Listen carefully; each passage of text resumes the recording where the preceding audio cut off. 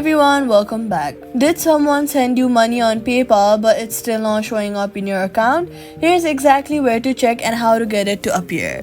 First, open PayPal and then go to your activity or transaction history. Tap the three lines at the top and look for activity.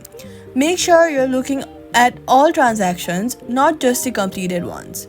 The payment might be showing as per pending or unclaimed. A payment shows as unclaimed when the sender used your email address and you do not have the email confirmed in your PayPal account.